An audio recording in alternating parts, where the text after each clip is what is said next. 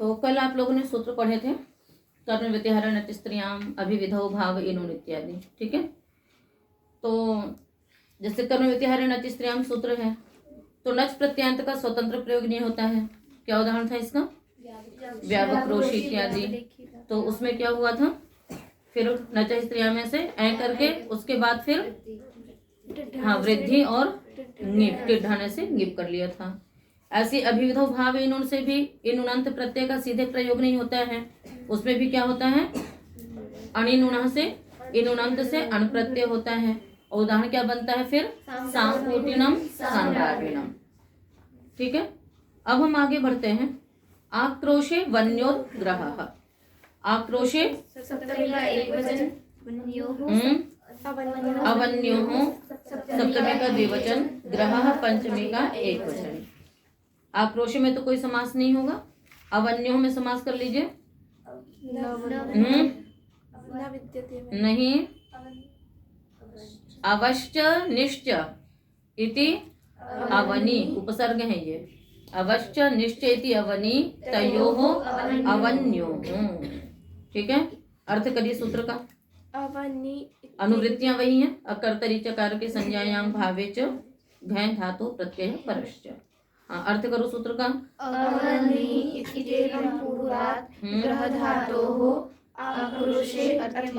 आक्रोशे गम्यमाने परश्च भवति अकर्तरी चकार के संज्ञायाम भावे च, ठीक है। अवनी पूर्वात् ग्रह धातो हो। आक्रोशे गम्यमाने घै प्रत्यय परश्च भवति अकर्तरी चकार के संज्ञायाम भावे च, ठीक है। अवनी पूर्वक ग्रह धातु से आक्रोश गम्यमान हो तो क्या होता है घै प्रत्यय होता है। उदाहरण है अवग्राहो दुष्ट ते भूयात्, निग्राहो दुष्ट ते भूयात्। तो कोई कोई व्यक्ति आक्रोश में होता है, क्रोध में होता है ना, कोई कार्य बिगाड़ दिया या कुछ गड़बड़ कर दिया तो व्यक्ति आक्रोश में कहता है ना कि तेरा नाश हो जाए, तेरा ये हो जाए।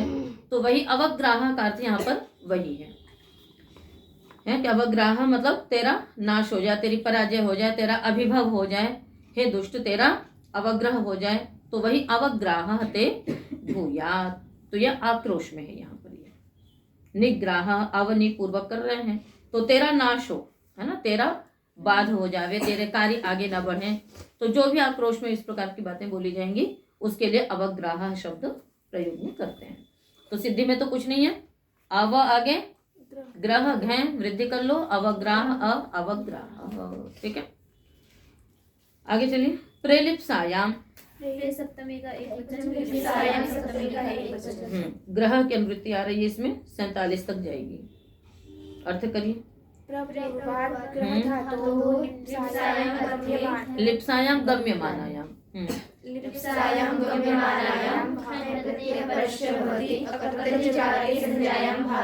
ठीक। लिप्सा क्या होती है? लब्धुम इच्छा, लिप्सा किसी चीज को प्राप्त करने की इच्छा। तो लिप्सा गम्यमान हो तो प्रपूर्वक ग्रह धातु से भी घै प्रत्यय होता है। उदाहरण है पात्र प्रग्राहेण चरति भिक्षुकः अन्नार्थी, श्रुव प्रग्राहेण चरति द्विजः दक्षिणार्थी। तो प्रग्रहति प्रग्राह बन गया। तो प्रग्रह मतलब लेना, लिए हुए है। और पात्र से प्रग्राह इति पात्र प्रग्राह, श्रुव से प्रग्राह इति श्रुव प्रग्राह। तो पात्र को लेकर के विचरण कर रहा है कौन? भिक्षुक। किस लिए? अन्न के लिए। तो अन्न प्राप्त करने की इच्छा, यही यहाँ पर क्या है? लिप्सा है। तो अन्न को प्राप्त करने की इच्छा से जो भिक्षुक है वो पात्र को लेकर के घूम रहा है।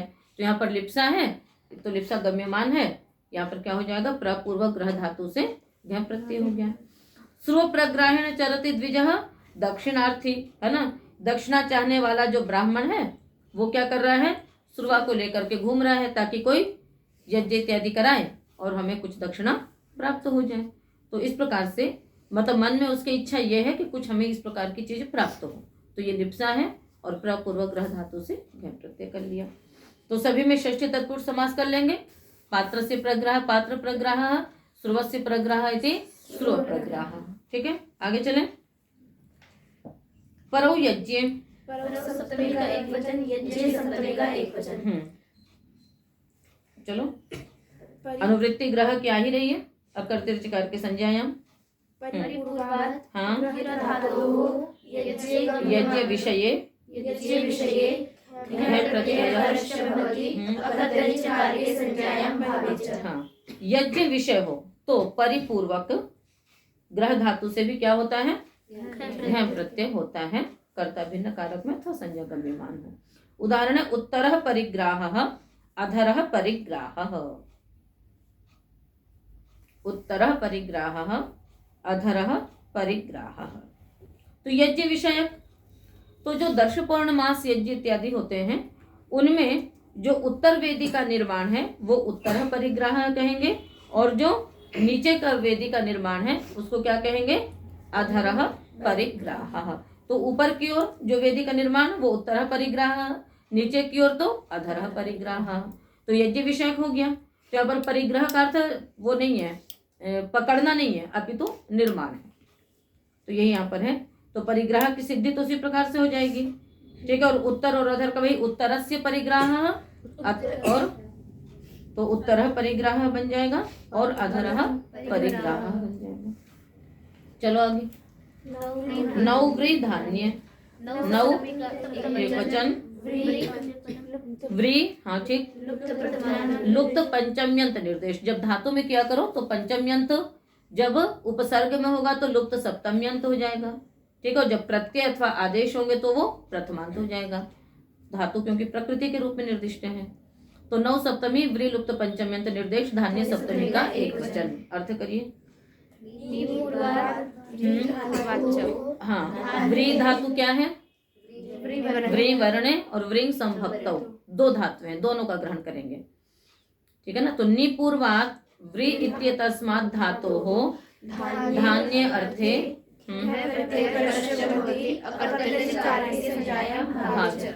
ठीक है। निपूर्वक व्री धातु से व्री धातुएं दोनों ली जा सकती हैं, है ना। व्रिंग वर्णे व्रिंग संभक्तौ, तो उससे क्या होगा, घः प्रत्यय होगा। एक शर्त रख दी कि धान्य अर्थ मतलब धान्य कहा जा रहा हो। तो उदाहरण बनाएंगे हम लोग, निवाराः व्रीहयः, निवाराः व्रीहयः। तो धान्य विशेष को कहना हो तो जो निवार है वो धान्य विशेष की संज्ञा है। क्या है ये, निवार धान्य विशेष की संज्ञा है। तो हो जाएगा। यहाँ पर कैसे सिद्धियां, ये है ना, ग्रह व्री द्रि निष्टि गमश्च, इससे यहाँ पर अप्रत्यय की प्राप्ति थी, इसने घः का विधान कर दिया। तो नी उपसर्ग व्री घः करके वृद्धि कर लो, नी वार बन गया। फिर उपसर्ग से घय मनुष्य बहुलम, उस सूत्र से यहाँ पर क्या हो जाता है, दीर्घ हो जाता है। आ चुका है सूत्र, पहले नहीं आया है। उपसर्ग से दीर्घो भवति घय परतः बहुलम, है ना। अमनुष्य विधेय, मनुष्य विधेय ना हो रहा हो तो ये सूत्र है आपका छठे अध्याय के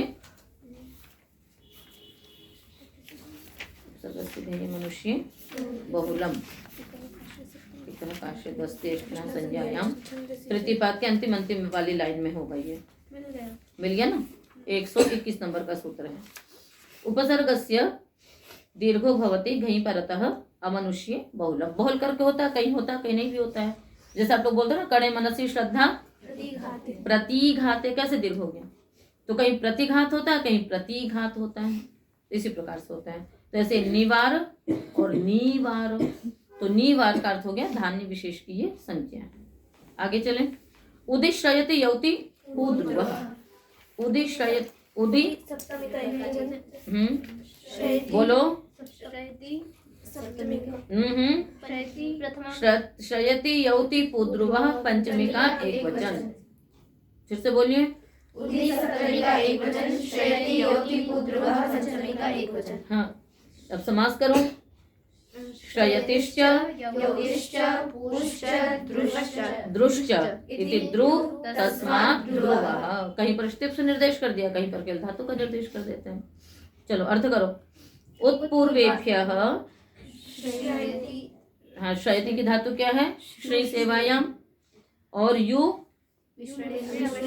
हाँ, तुयि भवने ध्रुवगतौ इत्येतेभ्यः घः प्रत्ययः परश्च भवति अकर्तरि कारके संज्ञायां भावे च। भावे च। ठीक। उत इत्येवं पूर्वात् इत्येतेभ्यः धातुभ्यः न शयते यौति पूद्रु इत्येतेभ्यः धातुभ्यः घः प्रत्ययः परश्च भवति। उदाहरण बनाएंगे हम लोग। बनाओ, क्या बना सकते हो? उत उच्छ्रायः, है ना। पहले आपने उत रखा उपसर्ग, श्री से वृद्धि करेंगे, श्राय बन जाएगा। उसके बाद फिर स्तोष्टुनाष्टु से पहले उसको ष्टुत्व कर लेंगे तो उच्छ्राय बनेगा। फिर षष्ठ छोटी से छत्व हो जाएगा तो क्या बन जाएगा? उच्छ्रायः। उच्छ्रायः माने ऊंचाई। और यु धातु से क्या बन जाएगा? उद्यावः। उद्यावः मतलब इकट्ठा करना, है ना। और पु उत्पावः। उत्पावः का अर्थ क्या हो जाएगा? पात्रों को पवित्र करना, है ना। और वो भी केवल यज्ञीय पात्र विशेष, यज्ञीय जो पात्र हैं उनको क्या करना, उनकी जो पवित्रीकरण क्रिया होती है। और उसके पवित्रीकरण क्रियाएं जो होती हैं, ये जो हम लोग प्रतिदिन के यज्ञ के जो पात्र मलते हैं उसके लिए नहीं कहा जाएगा। अभी तो जो यज्ञ यागादियों में जो विशेष उसकी प्रक्रिया है, ठीक है ना। कुछ पात्रों को अग्नि में डाल करके शुद्ध कर लेते हैं, बाकी उसे जल से पवित्र करते हैं, कुशा से पवित्र करते हैं, पवित्रीकरण इत्यादि क्रियाएं होती हैं, उसके लिए है ये। तो उत्पाव मतलब यज्ञीय पात्रों को जो पवित्र करना, उनका जो संस्कार विशेष है वो, तो उत्पाव के अंतर्गत आ जाएगा। और उद्रावह। उद्रावह माने भागना। उद्रावह माने भागना। तो उच्छ्रायः ऊंचाई, उद्यावह इकट्ठा करना, उत्पावह यज्ञीय पात्रों को पवित्र करना, और उद्रावह मतलब भागना। तो ये सारे शब्द बन गए। सभी में वृद्धि होगी, और वृद्धि होकर के जहां पर आय आदेश है वहां आय होगा, जहां आव होना है वहां आव हो जाएगा। चलिए आगे। विभाषा, आंगी षष्ठी का द्विवचन। धातुएं होती हैं तो उसको षष्ठी में ही रखा करो। विभाषा प्रथमा का एक वचन, आंगी सप्तमी का एक वचन, रुप लुगोः षष्ठी का द्विवचन। रुश्च प्लुश्चेति रुप्लु तयोः रुप्लुगोः। अनुवृत्तियां वही हैं, कर्तरि चकार के संज्ञायां भावे च इत्यादि। अर्थ करें। आंगी उपपदे, हाँ, रु शब्दे प्लुंगतौ इत्येताभ्याम धातुभ्यां विभाषा प्रत्ययः परश्च भवति अकर्तरि कारके संज्ञायां भावे च। देखिए, एक बात का ध्यान रखा करिए आप लोग कि उपसर्ग में यदि सप्तमी लगाई गई है तो उसको उपपदे करके अर्थ किया करिए। और यदि उपसर्ग में भी पंचमी लगा दी गई, जैसे विपराभ्याम जे, तो विपराभ्याम में भी पंचमी है, जे में भी पंचमी है, तो आप कर देंगे विपरा इत्येवं पूर्वात्। तो जब पंचमी से निर्देश है यदि उपसर्ग, तब तो आप उनका पंचमी से अर्थ क्या करिए, इत्येवं पूर्वात्। और ये तृतीय अध्याय में सप्तमी से निर्देश चल रहा है सब जगह, और जो सप्तमी से निर्दिष्ट है वो उपपद होगा। चीज वही है ना, उस उपसर्ग पूर्वक उसका होगा। किंतु जब उपपदे लगा देंगे तो उससे क्या होगा कि वो उपपद माना जाएगा, तो यहाँ पर वो समास हो जाएगा। उपपद होने से फिर क्या होगा, समास होगा। तो जब भी आप सिद्धि करेंगी तो मतलब उसकी प्रक्रिया बस समझ लीजिए, हर जगह हम उसको बताएंगे नहीं। तो जैसे आंग उपपद रखा आपने, तो आंग सु रु घ, फिर हम इसका समास करेंगे। और फिर समास करने के बाद जैसे कर्मण्यन इत्यादि में होता है ना, कि कुंभ अम क्री अण, इस प्रकार से, तो उसी प्रकार से यहाँ पर भी रखेंगे। तो पहले हम उपसर्ग रखेंगे, और सप्तमी से निर्दिष्ट किया जा रहा है इसलिए वो उपपद है। उपपद होने से वहां पर विभक्ति भी आएगी, और फिर उपपद मतिंग से समास होगा, और फिर समास होने के बाद अंतर्वर्ती विभक्तियों का लुक करके फिर सिद्धि करेंगे। ठीक है, तो आगे से इसका ध्यान रखना है कि जहां पर सप्तमी से निर्देश है तृतीय अध्याय में, तो वहां पर आप उसको उपपदे करके ही अर्थ करिए उसका। चलो, आंगी उपपदे, यही अर्थ किया था ना। आंगी उपपदे रूपलु धातुभ्याम घ प्रत्यय परश्च भवति अकर्तरि चकार के संज्ञायां भावे च विभाषा। विकल्प से होगा। उदाहरण बनाएंगे हम लोग। आरावह, और एक बार क्या होगा, क्यों, क्या प्रत्यय करेंगे दूसरी बार में? अण किससे करोगे? अप करेंगे, री दो रप, है ना, ये सभी प्राय करके अप इत्यादि के बाद चल रहे हैं। तो जो उवर्णांत धातुएं हैं उनसे रीद और अप से अप की प्राप्ति है। तो जब अप करेंगे तो गुण होगा, गुण होगा तो फिर अवादेश होगा, तब क्या बन जाएगा? आरवह, आरावह, आरवह, आप्लावह, आप्लवह। तो आरावह मतलब आवाज, विशेष प्रकार की एक आवाज को क्या कही जाती है? आरावह और आरवह। आप्लावह का अर्थ हो जाता है स्नान अथवा डुबकी मारना, ठीक है ना। तो आप्लावह का अर्थ क्या हो जाएगा? डुबकी लगाना है। और इसी प्रकार से आप्लवह, दोनों का हम बन जाएंगे। तो दोनों में ही, और जो रु धातु है उसमें नित्य घय की प्राप्ति थी, उपसर्गे रुवह। अभी पीछे पढ़ा ना आप लोगों ने, इसोपसर्गे उपपदे, अनुपसर्गे उपपदे रु धातु घय प्रत्यय भवति। तो रु धातु को नित्य घय की प्राप्ति थी, इसने विकल्प से करवा दिया। तो एक बार घय होगा, एक बार रीद और अप से क्या हो जाएगा? अप हो जाएगा। और जो क्लू धातु है उसको तो एक उसकी प्राप्ति थी, नित्य अप की प्राप्ति थी, एक बार घय की प्राप्ति करा दी गई। तो इस प्रकार से ये उदाहरण बनेंगे। आगे चलो। अभय सप्तमी का एक वचन, पंचमी का एक वचन, वर्ष प्रतिबंधे सप्तमी का एक वचन। हाँ, वर्षस्य प्रतिबंधः वर्ष प्रतिबंधः तस्मिन् वर्ष प्रतिबंधे। अनुवृत्तियां वही हैं, विभाषा की वृत्ति 55 तक जाएगी, ठीक है। तो अर्थ करेंगे सूत्र का। वर्ष प्रतिबंधे अभिधेये, वर्ष प्रतिबंधे अभिधेये अवपूर्वात् ग्रह धातोः घय प्रत्ययः भवति अकर्तरि चकार के संज्ञायां भावे च विभाषा, ठीक है। क्या अर्थ हो गया? वर्ष प्रतिबंधे अभिधेये, हाँ, अवोपपदे ग्रह धातोः कर्तृभिन्ने कारके संज्ञायां विषय भावे च घय प्रत्ययः परश्च भवति। तो अवपूर्वक ग्रह धातु से घय प्रत्यय होगा। कब होगा? जब वर्ष का प्रतिबंध हो। तो वर्षस्य प्रतिबंधः वर्ष प्रतिबंधः, वर्ष का प्रतिबंध मतलब वर्षा का न होना, जो अनावृष्टि है, मतलब जब वर्षा नहीं होती है, वही क्या है यहाँ पर? वर्ष प्रतिबंध है। तो जब वो वर्ष प्रतिबंध गम्यमान हो तो अवधातु, अवपूर्वक ग्रह धातु से घय प्रत्यय होगा। उदाहरण बनाएंगे। अवग्राहो देवस्य, अवग्रह देवस्य, विकल्प से होगा तो एक बार ग्रह वृद्धि निष्ठिगमष्ट से अप भी हो जाएगा। तो अवग्राहो देवस्य, देव का न बरसना, वर्षा होना यानी देव का बरसना, नहीं होना यानी देव का नहीं बरसना। तो अवग्राहो देवस्य, अवग्रह देवस्य।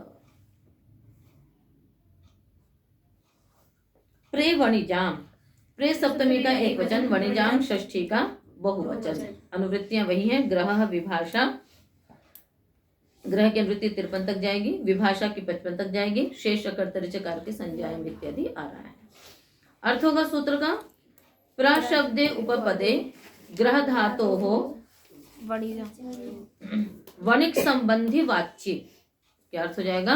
वणिक संबंधी वाच्य घय प्रत्ययः परश्च भवति अकर्तरि चकार के संज्ञायां भावे च, ठीक है ना। क्या अर्थ हुआ? प्रपूर्वक, है ना, ग्रह धातु से घय प्रत्यय होता है। सीधा सीधा अर्थ पहले इतना हो गया। फिर कर्ता भिन्न कारक हो, संज्ञा गम्यमान हो अथवा भाव में होगा, किंतु वणिक संबंधी, मतलब जो शब्द का प्रकृति प्रत्यय का जो समुदाय होगा उससे क्या कहा जा रहा होगा?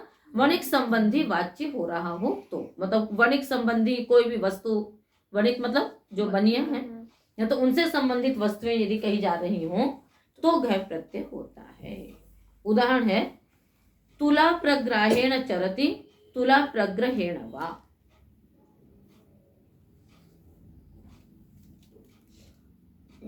तुला माने क्या होता है? तराजू। तुला माने क्या होगा? तराजू। तो तराजू को पकड़ करके चलता है। तो तराजू किससे संबंधित है? बनिए से, वणिक से संबंधित है, क्योंकि वणिक लोगों का काम क्या है? नाप तोल करना। तो उसको लेकर के कौन चलेगा? वही चलेंगे। तो अब तुला को पकड़ते कैसे हैं? तराजू देखिए तुम लोगों ने, हैं? कैसा होता है? दो तरफ ऐसे होता है। हाँ, दो तरफ पल रहे होते हैं उसके, और बीच में पकड़ने का होता है, ठीक है। और उसके बीच में एक वो लगा रहता है, कांटा होता है। कांटा जब बराबरी पे होता है तो दोनों बराबर होते हैं, ठीक है ना, देखा है ना। इस पे पूछ रही हूँ कि अब तो इलेक्ट्रिक चल पड़े हैं, है ना। तो पहले विद्यालय में भी था, है ना, हम लोग उससे प्रयोग करते थे उसका। तो जो उसका जो मध्य सूत्र होता है उसको पकड़ करके चलता है। तो तुलाया प्रग्राह इति तुला प्रग्राह, तो वणिक संबंधी वाच्य हो रहा है यहाँ पर, मतलब कोई और चीज नहीं पकड़ रहा है, अभी तो क्या पकड़ रहा है, तुला। और तराजू को भी कहाँ से पकड़ता है, मध्य भाग जो है, तो तुला के तराजू के मध्य भाग को पकड़ करके चलता है। तो चाहे प्रग्राहेण चाहे प्रग्रहेण, तो षष्ठी तत्पुरुष करोगे, तुलाया प्रग्राह। तो प्रग्राह और प्रग्रह वही होता है जो तराजू का मध्य सूत्र होता है, ठीक है। तो उसको अब प्रग्रह इसीलिए बोलते हैं क्योंकि उसी को पकड़ा जाता है, उसके बिना कार्य नहीं होता है। तो यहाँ पर हो गया, तो तुला का संबंध क्योंकि वणिक के साथ इसलिए वणिजाम कह दिया गया कि उसी से संबंधित वस्तु होनी चाहिए। रश्मौ च, रश्मौ सप्तमी का एक वचन च, ऊपर से प्रे ग्रह दोनों की वृत्ति आ रही। प्रे वणिजाम से प्रे की वृत्ति है 54 सूत्र तक, और ग्रह की है 53 तक, यानी इसी सूत्र तक आएगी, और विभाषा तो है ही। अर्थ करेंगे सूत्र का, रश्मौ अभिधेये प्रपूर्वात् ग्रह धातो हो विकल्पेन घ प्रत्यय परस्य भवति अकर्तरि चकार के संज्ञायाम भावे च। रश्मि अभिधेय हो रही हो तो प्रपूर्व ग्रह धातु से घ प्रत्यय होगा विकल्प से, कर्ता भिन्न कारक में अथवा भाव में। उदाहरण है प्रग्राह प्रग्रह, तो प्रग्रह मतलब वही लगाम, रस्सी। लगाम क्या होता है, घोड़े के मुंह पे रहती है। हाँ, घोड़े की जो रस्सी होती है उसको लगाम बोलते हैं। तो यहाँ पर उसी के लिए कहा जा रहा है प्रग्राह प्रग्रह। सिद्धि में कुछ विशेष नहीं है, एक बार अप हो रहा है, एक बार घ हो रहा है। जब घ होगा तो वृद्धि होगी, घ नहीं होगा तो वृद्धि नहीं होगी। वृणोतेराच्छादने, वृणोते है पंचमी का एक वचन, आच्छादने सप्तमी का एक वचन, ठीक है ना। अनुवृत्तियां वही हैं। आच्छादने अर्थे पूर्वात् वृण धातो हो घ प्रत्यय परस्य भवति विभाषा अकर्तरि चकार के संज्ञायाम भाव च, ठीक है। आच्छादने अर्थे, आच्छादन अर्थ गम्यमान हो तो प्रपूर्वात्, है ना, प्रपूर्वक वृण धातु से क्या होता है, घ प्रत्यय होगा विकल्प से। उदाहरण बनाएंगे आप, प्रावारः और प्रवरः। प्रावारः किसकी संस्कृत हो जाएगी, प्रावारः मैंने बताओ, प्रावारः मैंने चादर, समर से दुकूलम होता है ना, तो बिछाने वाली चादर दुकूलम होगी, और ओढ़ने वाली चादर के लिए क्या प्रयोग कर देंगे, प्रावारः।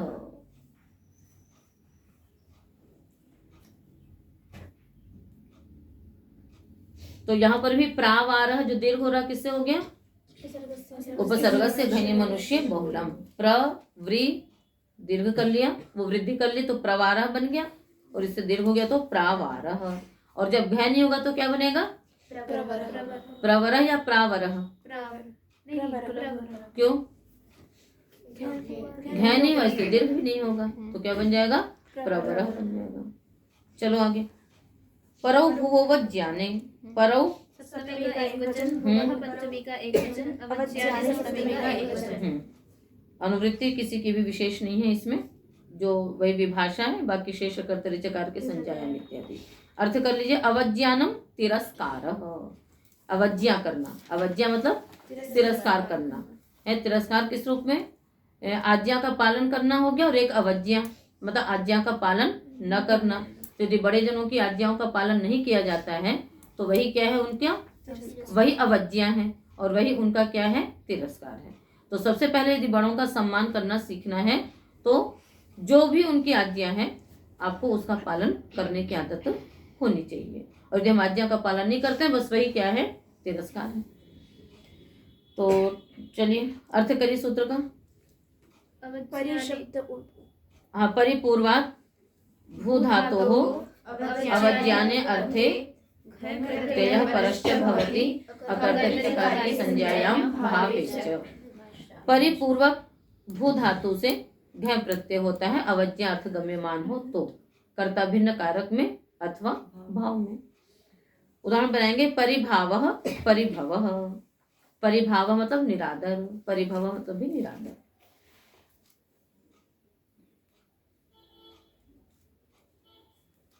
तो यहाँ भी वही है, वो वर्णांत है ना धातु, तो रिदोरप से अप की प्राप्ति थी, इसने विकल्प से घ का विधान कर दिया, तो एक बार घ होगा एक बार अप होगा, तो परिभावः परिभवः। ए रच, ए है पंचमी का एक वचन, अच प्रथमा का एक वचन। अनुवृत्तियां वही है, कर्तरी चकार के संज्ञायाम इत्यादि। इवर्णांता धातोः भावे अच प्रत्ययः परश्च भवति अकर्तरि चकार के संज्ञायाम। इवर्णांत धातु से अच प्रत्यय होता है कर्ता भिन्न कारक में अथवा भाव में। उदाहरण बना लीजिए, चयः जयः नयः क्षयः अयः। जयः मतलब जीतना, जी जय धातु से क्या बन गया, जयः। ची चयने से चयः, चयः मतलब चुनना, नयः मतलब ले जाना, क्षयः मने नाश, क्षीनिवास है ना, जब क्या कहते हैं हानि अर्थ में लोगे क्षी क्षय में तो नाश हो जाएगा, और जब क्षी निवास से लोगे तो क्षय मतलब निवास करना भी अर्थ हो जाएगा। इण गतों से भी बना सकते हैं, अयः, अयः मने क्या होगा, ज्ञान, अयः का अर्थ क्या है, ज्ञान। जैसे प्रत्ययः, प्रत्यय का अर्थ भी क्या होता है, ज्ञान, है ना, तो अर्थ का ज्ञान होता है ना प्रत्यय से, कोई भी प्रत्यय होता है किसी अर्थ विशेष में होता है, तो उस प्रत्यय से अर्थ का ज्ञान होता है, इसलिए वो क्या है, अयः। वहां पर प्रति उपसर्ग पूर्वक इणगतो धातु से अच प्रत्यय ही होता है, तो प्रत्यय शब्द बन जाता है, तो अयः मतलब ज्ञान।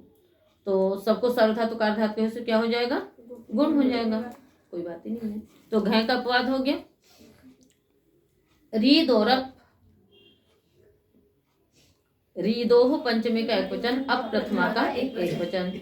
रीत च उश्च इति रीदुः तस्मात् रीदोः, नहीं तयोः, तस्मात् रीदोः, ठीक, रिश्च उश्च है ना, तो इसलिए रीदु हो जाएगा।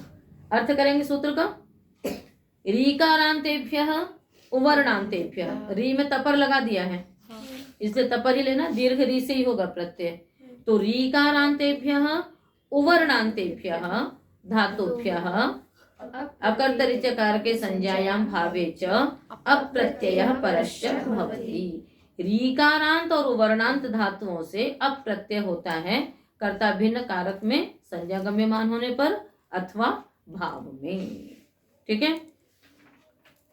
उदाहरण बनाएंगे, रीकारांत धातुएं जैसे क्री विक्षेपे, ग्री निगरणे, जो दीर्घ धातु उन्हीं को लेंगे, तो करह गरह, श्री हिंसायाम शरह, और उवर्णांत का ले लो यवह लवह पवह। तो करह मतलब विक्षेप, गरह मतलब जहर विष, शरह मतलब तीर, उवर्णांत ये संज्ञा गम्यमान है ना, क्या है इन सब में, संज्ञा गम्यमान है, तो सिद्धि इत्यादि में कुछ विशेष नहीं है, ठीक है ना।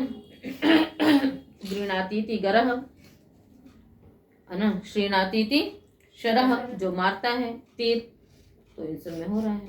उवर्णांतों से युवह यवह मिलाना, ठीक है ना, यो मिश्रणे मिश्रणे च, लवह लुई छेदने काटना, पुई पवने पवह पवित्र करना, सब भाव में हो रहे हैं प्रत्यय, और उधर जो हो रहे हैं वो संज्ञा में हो रहे हैं। ग्रह वृद्धि निश्चय गमश्च, ग्रह वृद्धि निश्चय गम पंचमी का एक वचन, च अव्यय पदम। चलो, वृश्च दृश्च, आगे निश्चिश्च गमच इति गम तस्मात् गमः। अनुवृत्ति है, रीदोरप से अब की अनुवृत्ति चलेगी 87 तक जाएगी।